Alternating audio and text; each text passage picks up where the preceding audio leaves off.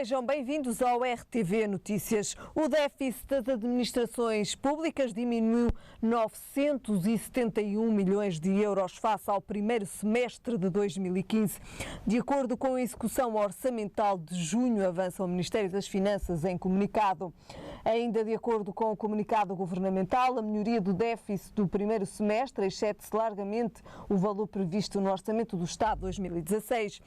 Pode ler-se que a redução, na ótica de contabilidade pública, foi transversal a todos os subsetores e resulta de uma estabilização da despesa acompanhada pelo aumento da receita. Na Administração Central e Segurança Social, as despesas com a aquisição de bens e serviços apresentaram uma redução em 2,7% e as despesas com remunerações certas e permanentes cresceram 2,2%. A despesa primária das administrações públicas registra uma redução de 194 milhões de euros.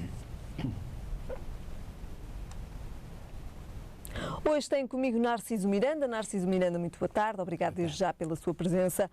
Portugal. Narciso Miranda, começamos por as sanções, que Portugal não vai então ser sancionado por Bruxelas. É uma boa notícia. Portugal não vai ser sancionado. Digamos que a penalização era a penalização zero, que era a mais desejada. E devo salientar o esforço que foi feito por todo o país, Governo, oposições, mas sobretudo pelo Presidente da República, que teve aqui um papel extraordinariamente importante de mobilização de vontades, de criação de condições para um grande consenso, para uma grande unidade nacional em torno de um grande objetivo, que era um objetivo de interesse nacional. É evidente que temos que olhar agora as consequências desta situação.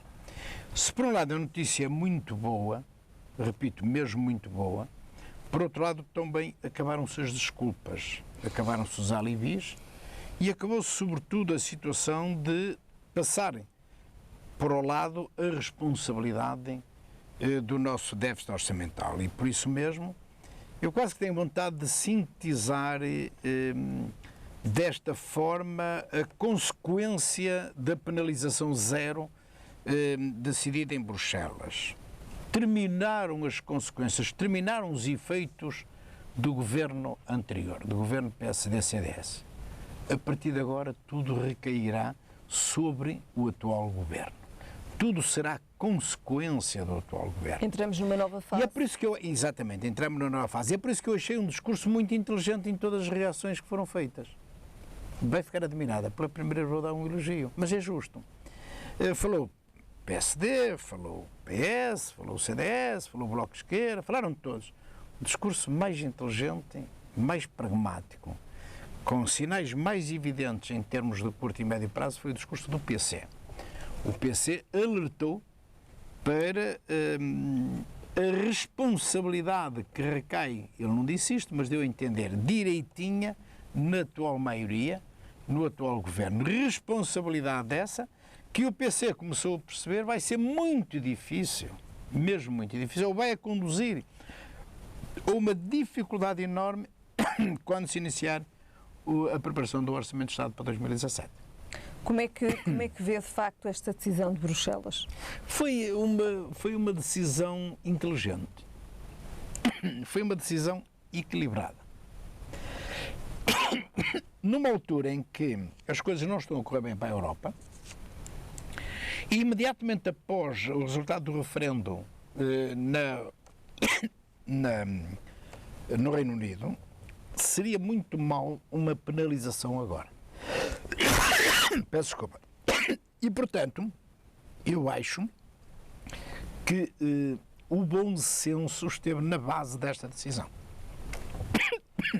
Também uma decisão, então, que foi tomada, que foi tornada pública ontem, que de facto, então, Portugal não iria sofrer nenhuma penalização. A parte de Portugal, também a Espanha. A Espanha tem aqui uma questão, e já que estamos a falar nas sanções, e é também pertinente introduzirmos para já este tema, em Espanha ainda não se chegou a um consenso quanto à formação de governo governo e, portanto, está para já em cima da mesa uma possível ida às urnas, a terceira então ida às urnas dos espanhóis para poderem então escolher mais uma vez o governo. Narciso Miranda, como é que podemos ver esta situação em Espanha? De facto, ainda não houve um consenso, todos os partidos... Com esta última decisão do PSOE, que diz que vota contra qualquer tentativa de formação do governo do vencedor das eleições, do PP, abre-se caminho para se chegar a uma conclusão rápida de que, mais uma vez, pela segunda vez consecutiva, os partidos não conseguem o entendimento mínimo para um governo, mesmo que seja um governo minoritário. Eu ainda tenho esperança que se evite uma terceira ida às eleições, mas eu acho que estamos mais próximos dessa eventualidade do que de não haver eleições. E se forem os espanhóis novamente às eleições, eu acho que o PP ganhará novamente as eleições de uma forma reforçada e acho que poderão ficar criadas condições para que o PP governe ou continue a governar o país. Eu acho que é isso que vai acontecer. Vão ser penalizados os partidos que não estão a dar abertura ao partido que ganhou as eleições para poder governar e formar governo. Exatamente. Narciso Miranda, que consequências tem, digamos assim, este impasse em Espanha? Bom, em primeiro lugar, fragiliza a democracia. Cria aqui alguns sinais de fragilidade. As pessoas começam-se a questionar porque é que a democracia não consegue gerar as condições indispensáveis para quem ganha as eleições governa, ou então, independentemente dos resultados das eleições, se cria estabilidade. Em segundo lugar, os partidos ficam fragilizados, muito fragilizados. As pessoas estão cada vez mais cansadas da vida partidária, dos partidos, dos políticos, sobretudo dos políticos profissionais. E o que acontece em Espanha acontece exatamente em Portugal. As pessoas estão cansadas da política, da politiquice, dos políticos, dos partidos. E, portanto, não obstante o que eu estou a dizer, nós sabemos que a democracia é um sistema imperfeito, é um sistema com problemas, mas ainda é o melhor sistema que há. Ainda não se inventou nenhum sistema político melhor que a democracia. E, por outro lado, também temos que tomar em consideração que a democracia é cara, custa dinheiro. E esta instabilidade ou este prolongamento da situação em Espanha sem um governo, obviamente custa muito dinheiro, mas é da vida, como diz o António Guterres, esse grande líder, essa grande figura carismática que eu não me canso de elogiar e que imagina como é que eu terminei o meu comentário à pergunta que me fez, elogiando a figura mais carismática da política portuguesa, que eu me orgulho de ser amigo, o engenheiro António Guterres. Já falaremos também mais à frente, então, de António Guterres e da sua candidatura à presidência da ONU. Narciso Miranda, ainda respectivamente às eleições em Espanha... Às prováveis eleições. Eu ainda não estou certo que, de certeza absoluta, que vamos ter eleições. O país estava, digamos assim, na expectativa que, de facto, esta segunda ida às urnas ficasse, digamos assim, tudo decidido, ficasse tudo definido e que, de facto, se chegasse aqui a um consenso e que houvesse aqui governo. Eu próprio admiti essa hipótese.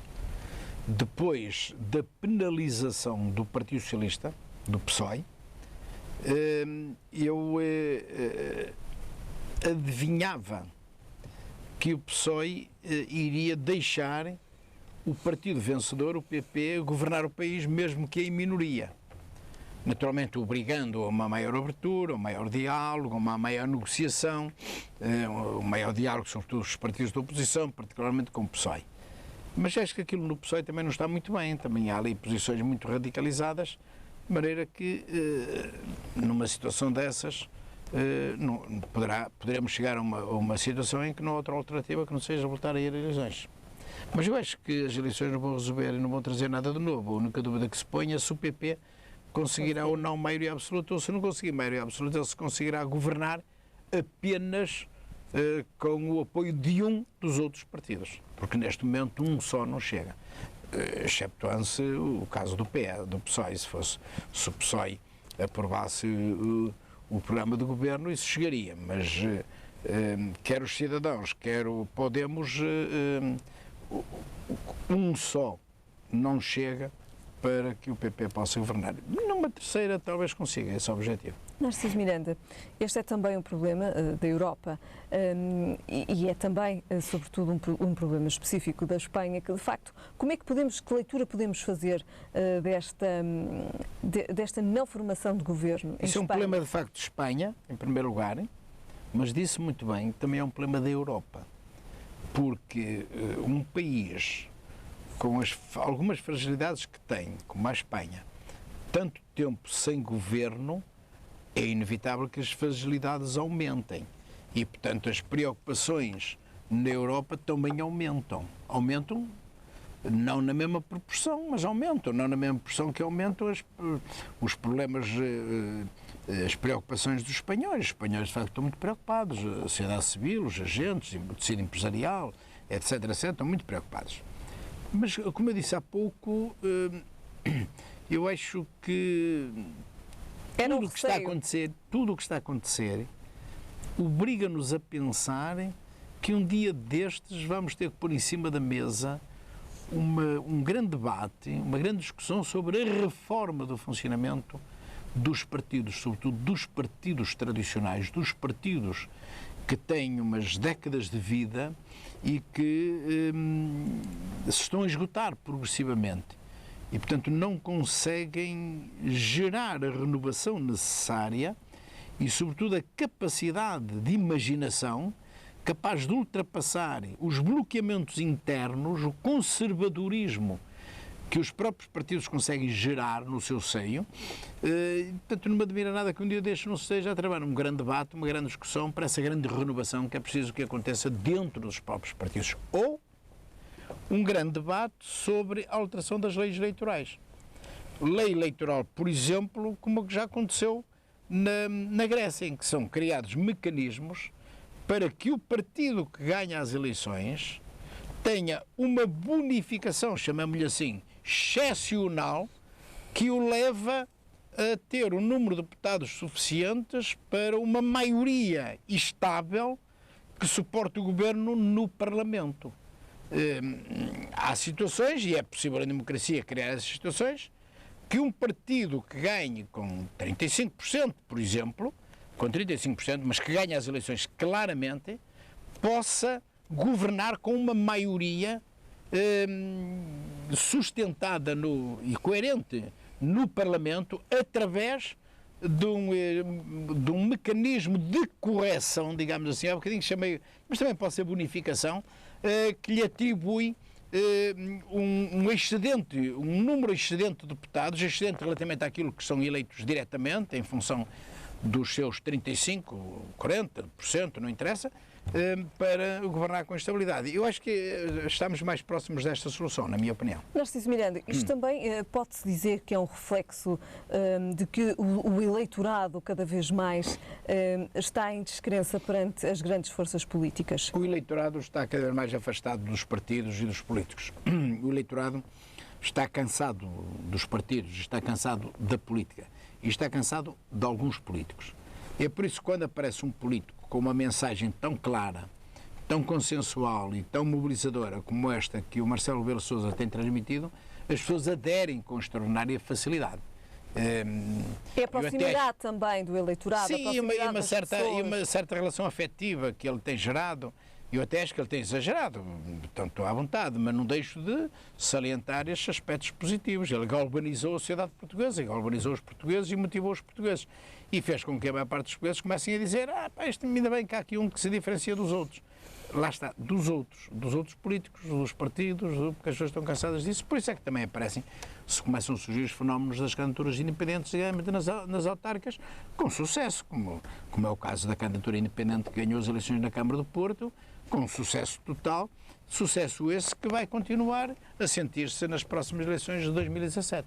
E que também, no fundo, acaba por, podemos dizer assim, baralhar um pouco as contas. Baralha as contas dos partidos, sobretudo. Baralha as contas. No Porto até baralha demais as contas, porque, inclusive, o Partido Socialista, que é um partido do poder, que é um partido importante, já desistiu ou está em vias de desistir de apresentar uma candidatura no Porto, que é uma coisa assim perfeitamente absurda, porque perde a oportunidade de apresentar o seu projeto, perde a oportunidade de apresentar o seu projeto, a sua política, os seus objetivos, segurar o seu eleitorado e, portanto, prefere anular-se ou auto-anular-se e apoiar o Rui Moreira. Sabe, nestas coisas às vezes é mais importante ter uma derrota digna do que uma pseudo-vitória. Portanto, sabe que só perde quem desiste. Salgado Zenha tinha razão quando afirmava, Mário Soares também, só perde quem desiste. Portanto, o PS vai perder no Porto. Desiste da candidatura, vai perder. Não tenho dúvidas nenhumas. É também, digamos assim, uma surpresa, de facto, o PS sendo uma das principais forças políticas portuguesas. É uma má surpresa. Uma não surpresa ter um negativa. Candidato a. Helena, é uma surpresa negativa, porque reparem, se nós formos ver nos municípios a norte do Mondego, eu acho, espero não falhar, eu acho que não há nenhum município do PCP. Mas o PCP tem candidaturas em todo lado. Será que o PCP estupidamente é masoquista ao ponto de apresentar? Não apresenta. Não é nada, é inteligente. Apresenta candidaturas para falar no seu projeto, para apanhar os tempos de antena, para divulgar as suas ideias, etc. Mas também posso pôr ao contrário, para não se pensar que só estou a dizer isto do PCP. Se nós formos hoje a Trás-os-Montes, vou pôr o problema de outra maneira. Autarquias que foram sempre governadas pelo PS e bem governadas, mas o PSD não deixa de apresentar o seu candidato. E o contrário também é verdade. Autarquias foram sempre governadas pelo PSD. Sim, mas o PS não deixa de apresentar a sua candidatura. Sabe que vai perder. Apresenta a sua candidatura com a certeza que perde as eleições. Mas aproveita para lançar o seu projeto, a sua ideia, novos protagonistas, etc.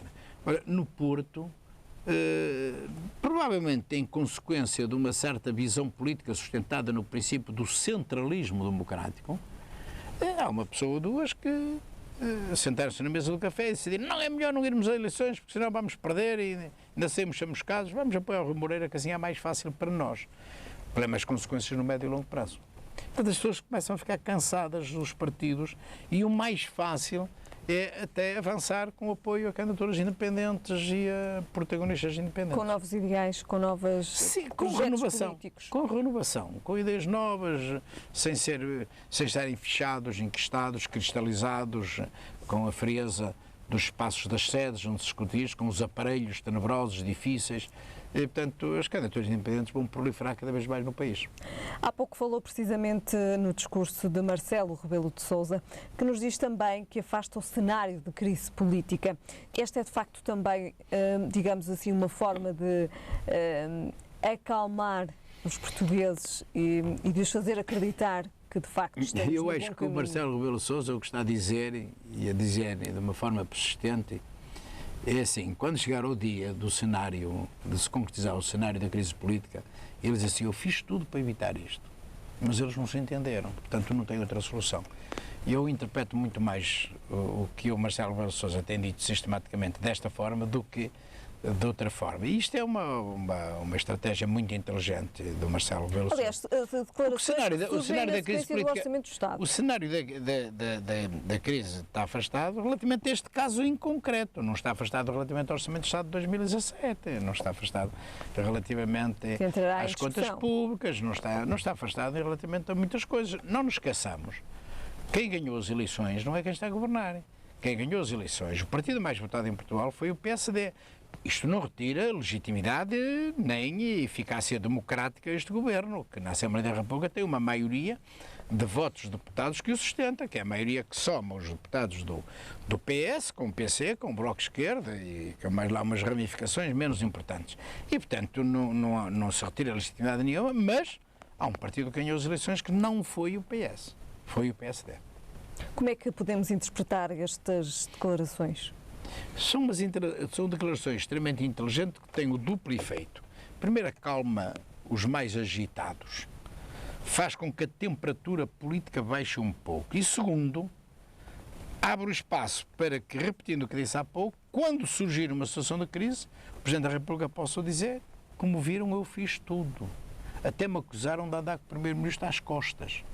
Eu pacifiquei, mobilizei a sociedade civil, chamei todos os partidos, chamei os agentes da sociedade, os agentes mais dinâmicos da sociedade portuguesa, mas eles não se entenderam, portanto não tenho outra solução senão tomar esta medida. Portanto, eu acho que tem este duplo efeito, o que do meu ponto de vista é uma estratégia muito inteligente do Presidente da República, Marcelo Rebelo de Sousa. Muito bem. Narciso Miranda, falamos agora de António Costa, que nega novas medidas para reduzir o déficit. Sabe, o António Costa ontem de manhã disse que tinha certeza que iam ser aplicadas sanções ao país. E passado 3 horas não foram aplicadas. E, portanto, ele teve um discurso e passado 3 horas mudou o discurso. Portanto, todos fazem sensivelmente a mesma coisa. O António Costa faz de uma forma muito mais inteligente, muito mais descarada e muito mais, até diria, muito mais eficaz. Ele é muito... E ele diz uma coisa e diz o seu contrário, passado pouco tempo, com a mesma naturalidade, com a mesma convicção, com a mesma determinação.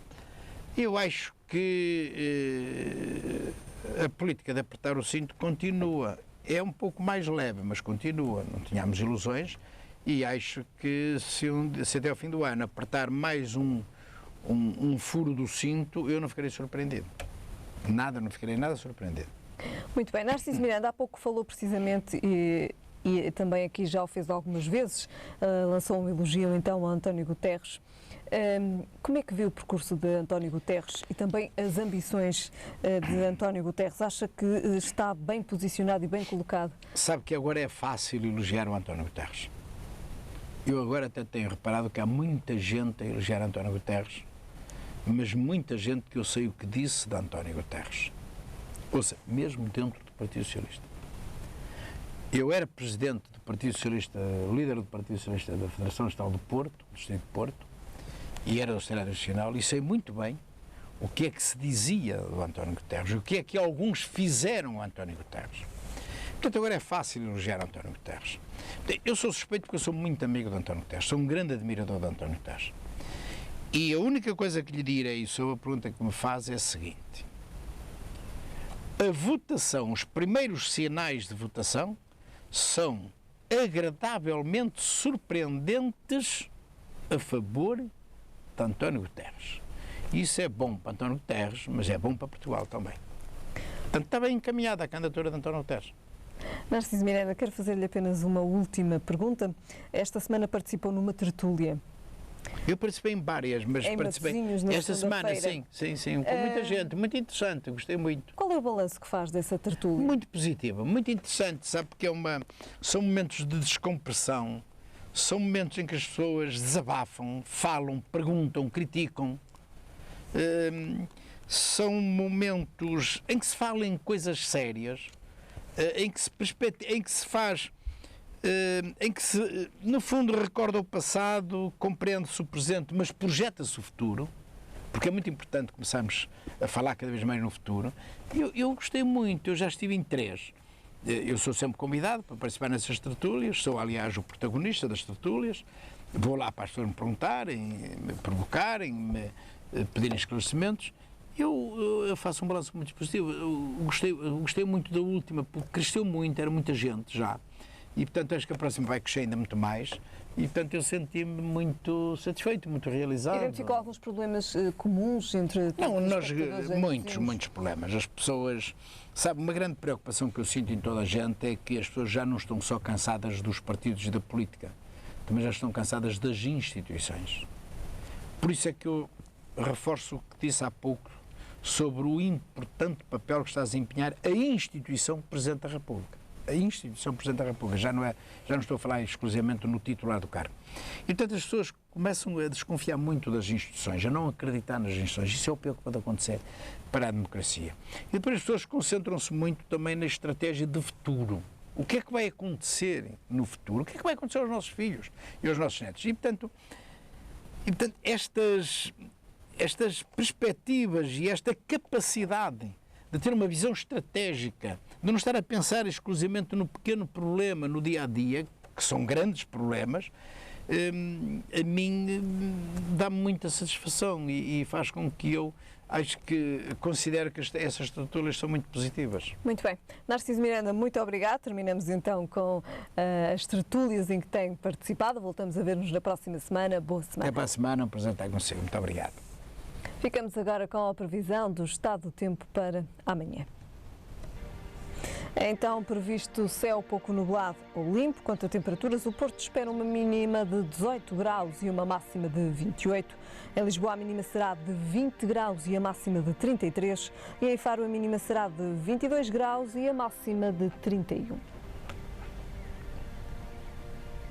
É tudo por agora. Já sabe, a informação está de regresso mais logo. Até lá, fique bem.